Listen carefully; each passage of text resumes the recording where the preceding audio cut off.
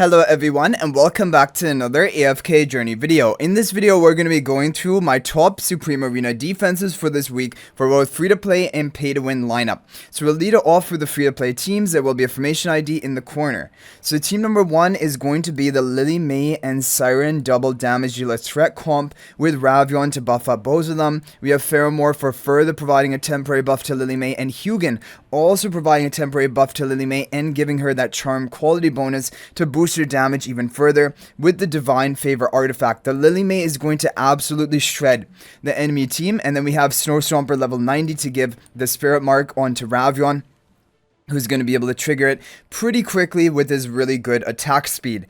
Now, if you do not have Ravion, you can still run a team like this. You can replace him for Laika, and Laika can even work at lower ascension because she's going to provide temporary buffs to your Lily May and Siren just to boost them up a bit further. However, Ravion definitely is going to be a much better option. So here we have this really good team you can run. Moving on to team number 2, we have the Dunlinger map effect, which is going to reduce the energy recovery of all allies. However, the ally which is the rearmost, which will be Tossie here, will have the lowest reduction in energy recovery, so she will be actually recovering energy the fastest in comparison to your other heroes. And that is important because Tossie needs to cast her ultimate, and we have basically just really solid heroes which are recommended for PvP. A lot of people have them built on their account and even Paragon upgraded. Iron Almas have a great synergy together. Snow Stomper will take an enemy Lily May interruption. We have Bonnie to apply a debuff, and that will be spread quickly with both Iron and then also Tossie magical damage. And we have Citron as well to further provide the sparks to further spread more damage over time and vitality debuffs to the entire enemy team. We have Snow Stomper to take an enemy Lily May interruption. And we've made sure to put Bonnie and Citrana not on any symmetrical tiles. So like, for example, a Sylvina will not be able to jump onto them and deny them.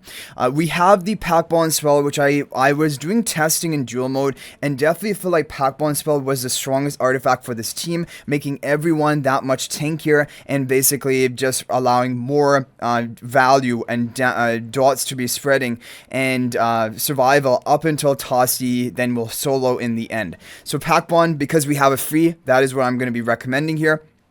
And yeah, now Citrana is a hero which I think is the most important A-level mauler to be building up on your wish list for PvP.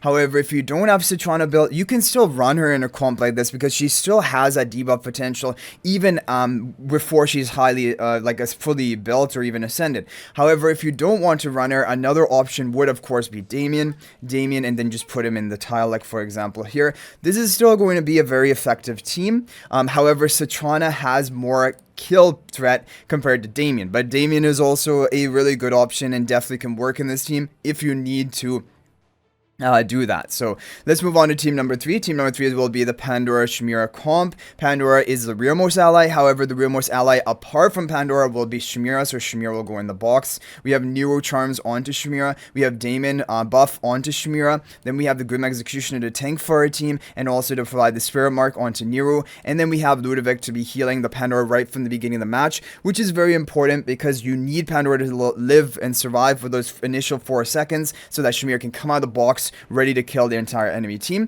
And we're running Blood Moon spell. Definitely for my testing, Blood Moon spell is the most solid artifact to be running with this team.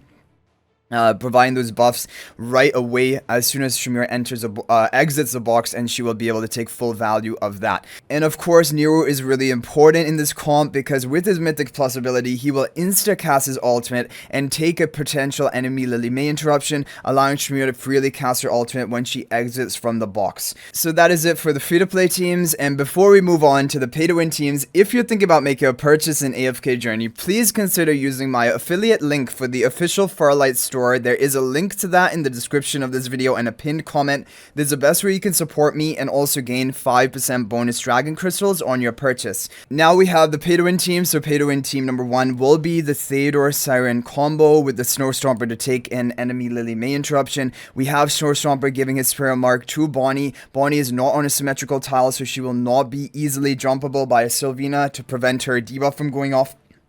We also have Lily May and Tossie. Lily May to interrupt an enemy and deal damage, and we have Tossie to spread Bonnie's debuffs further and also try to solo the enemy team at the end. And there is a lot of synergy with this comp. I've done a lot of testing with it in the last 2 weeks of Supreme Arena, and it is has a really good win rate. And I'm also running it with the seismic spell because that is going to provide a little bit of time at the beginning of the match, immobilizing the enemies, because Siren with Theodore will still take around 2 to 3 seconds before he casts his ultimate. So it's kind of going to be a chain crowd control into the enemy team. Also, Seismic Spell has a lot of burst damage right at the beginning of the match, which is also beneficial for this team. And even though it has no Celestial Hypogean heroes, this is actually the strongest team I can put together with the leftover options. So moving on to team number 2, we are going to have an Athalia Saida Twins team. This seems like this is something I'm really excited to try. I've done some testing of this team in duel mode, but of course we do have a different map effect. I really like to have the highest energy recovery on Athalia. The reason for that is it can allow her to cycle her ultimate and get those nukes off onto the enemy team. And of course, I want to have the Lucia Phantom effect onto Athalia.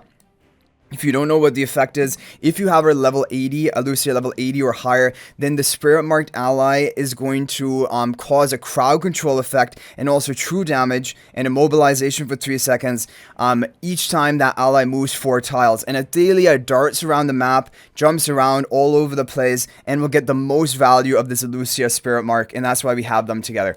Now we have Saida here on the Twins bond. We just have the Twins all grouped up over here, and Saida is going to be on the bond just to give her more stats, also give her some more energy recovery. We also have Damon shielding and protecting and buffing up the Saida, and then we have Ludovic to be healing the entire team. Most importantly, the blue twin, and then also Saida, and we have the shields of Saida onto Damon and Ludovic. With the Pack Bond spell, this team is going to be very tanky and very difficult to kill. And the whole idea is Pack Bond spell gets more value of having healers on the team because you have vitality as an inbuilt stat, but also your healing gets kind of like a splash value and shared value over the whole team. And so Ludovic is one of the best burst healers in the game, and so I think basically it's going to be very difficult to kill this team, and there's a lot of threat here. Saida Athalia combo is really deadly together because Saida is going to have so much stall factor and Athalia is going to keep getting value and dealing damage for the whole match as long as Saida is alive. Okay, so moving on to team number 3, it is the same team I've been running for basically probably the last 3 weeks in a row because it's doing so well. We have the Diurnal in this basically giving the shield of Dunlinger. We have Alicet to further provide the survivability to Diurnal, and we have the Lucia Phantom giving her effect to the Ravion, because Ravion's another hero which does move around the map a decent amount, and out of all the heroes here, he's probably going to be moving the most because of some of his abilities. They cause him to dash towards a target, teleport, and then teleport back, and that is going to trigger the Lucia Phantom level 80 effect. We have, of course, Laika, because that is going to give a temporary stat buff to give an intoxication stack to Diurnal. We have Divine Favor spell to give another intoxication stack. We have Ravion's buffs to give an intoxication stack to Diurnal. And so Diurnal is going to be fully stacked right from the beginning of the match. And also, Laika is going to give him some energy recovery. We have Dunlinger, of course, just for added protection for the Diurnal, but it isn't necessarily needed. Like, for example, in Clash Runs, I run the same team, but rather than Dunlinger, I run Theodore and just have Theodore giving an energy boost to the Diurnal, and then you're just running a Wilder comp with that, and that team is very strong and very effective. However, I'm running Theodore in team number 1, and Theodore is a hot commodity. Basically, you want to use there's so many teams which will work well with Theodore. He's really solid for PvP, so that's another important point. You should try to keep Theodore on your wish list if you're focusing on Paragon upgrades. He is one of the best, basically, PvP wild at A-level heroes. So anyway, guys, that is going to be it for the top teams for this week. Hopefully, they're helpful. If there's any other teams that you want to recommend, you can feel free to share them in the comment section, or you can even share whichever replacements you're making if you are going to be using the pay to win lineup and you want to make some replacements. But anyway, guys, thanks for watching. I hope you enjoyed this video. If you're not already a member of my AFK Journey Discord server, please join that. There is a link to that in the description of this video. Also, if you're thinking about making a purchase in AFK Journey, please use my affiliate link for the official Farlight Store. There is a link to that in the description of this video in a pinned comment. This is the best way you can support me and also gain 5% bonus dragon crystals on your purchase. So thanks for watching. I'll hopefully see you in the next video, and until then, everyone, peace out for now.